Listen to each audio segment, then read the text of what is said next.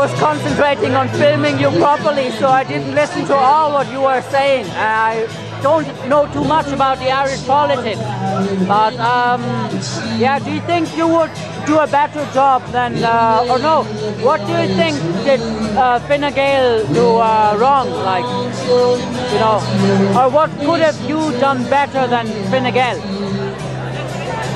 I think that going into the election in 6 weeks' time, we will be concentrating on jobs, retention of jobs, creating jobs, and also I think something very important, making sure that the local authorities that are elected will see themselves as development bodies, looking at creating employment and in different ways in the social economy, the green economy, and also in the caring area, for example, so that when we come out of the recession in 3 years' time, we will have much better social protection. Yeah. In what ways? Like? Well, this is the whole point. When Ireland was at its richest period on paper, even though it had a very unequal society, it had the second highest income in the European Union, but the second lowest level of social protection, by which I mean childcare, healthcare, housing, public transport, all of these. And all of these are the issues upon which, if you like, the Labour Party is different. We have been leading the campaign on the use of our Cant station here as a hub for integrated transport, the rights of cyclists, pedestrians, and then on the recreational side of having amenities that deal with people at all ages from the very young to the very elderly. So what I think maybe one of the things, the biggest changes that has happened is in relation to housing. Just in the last few weeks, the housing list in this city has increased by maybe 20 to 25% because people can no longer afford to be in the private sector. And then you see as well, because we have now the highest level of unemployment we've had for some time, even if people haven't lost their job, they're afraid of losing their job in the future. And would you also change maybe when you build houses, because the quality of Irish houses are quite bad compared to other European houses, you know, because they're overpriced. Actually, the recession brought the prices down, but when I walk along at the prom, thinking, you know, there were houses for 1 million, and they're full of mold and just terrible, you know, anyway. I think it is interesting that if you looked at a 25-year period, the total value of all property dealing with housing in Ireland was about 39 billion. By 2006, 25 years later, it was 553 billion. And you had people who owned many houses. But curiously, the houses built under the state system had better insulation standards. But what was happening in the cities is that the apartments were getting smaller and the prices were quadrupling. So that, if you like, in a 10-year period, the cost of a small apartment, which would in the beginning might have been 1,200, 1,500 square feet, was now 600.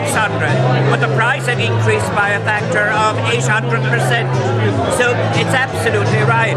But one of the other factors, I think, which the large parties are very different from the Labour Party, is this, is that while there has been an international credit crisis driven by the subprime lending in the United States, we have had our own property bubble in Ireland that was driven by tax reliefs to speculative property development. So you had people, if you like, where a person, let's say 10 years ago, you could build a good house for 80,000, but it was originally on sale for 120. But by the end of the period, people were looking for 320. And you are right. It was a house that did not meet, if you like, modern standards in relation to amenity or in relation to finish.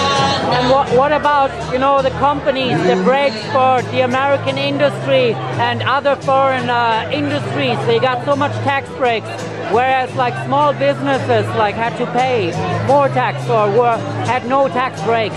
and that was quite unfair. And or I think, sorry, I mean, would you like to change that? Because now lots of companies are leaving the country, and you can't stop them from leaving the country. Whereas in Germany, they can stop them from leaving the country because they have better rights. Because the rights system here, you know, it was good when money was flowing and companies were coming in, but now they're looking to go somewhere else, and you can't stop them.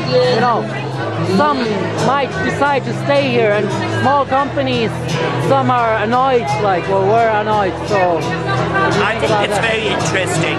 Yeah. It was once saw, particularly from the end of the 1980s, was a kind of globalization that used technology to transfer money in real time. And the speed between migratory flows and capital changed crucially.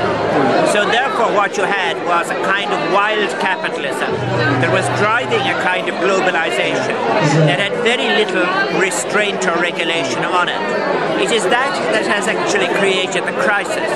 But what you are likely to see if we are to come out of it, and this is a fundamental political issue, are people in favour of reviving the corpse of the old failed system, or are they interested in doing something new?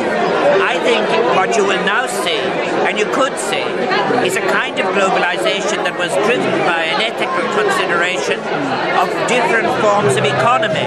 For example, in the developing world, people should be free to pick their paths to development. There shouldn't be a single path that is driven, if you like, by a kind of dominated global capital. I think it's all changing anyway, because the crisis within capitalism itself makes it all fair. Is driven on by, for example, the rise of China, and in fact, in a curious way, what is saving the United States from collapse is the Chinese bonds, 700 billion, and the 15% investment in the capital infrastructure. They're starting to invest here in Ireland, don't they? I think in Ireland, the test always was about foreign direct investment was the quality of the linkages with the other companies. But what you really need to do now is that you need to go into the creative area where you have many different kinds of high-end jobs.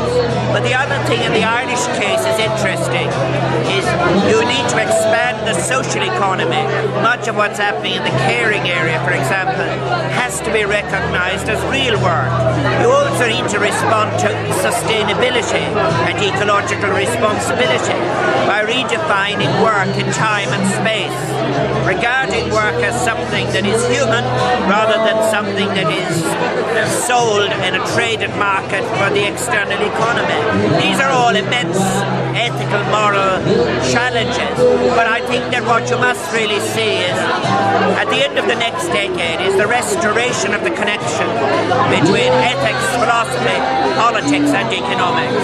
What we've had is wild capitalism that is creating millions of deaths and hundreds of millions of poverty conditions.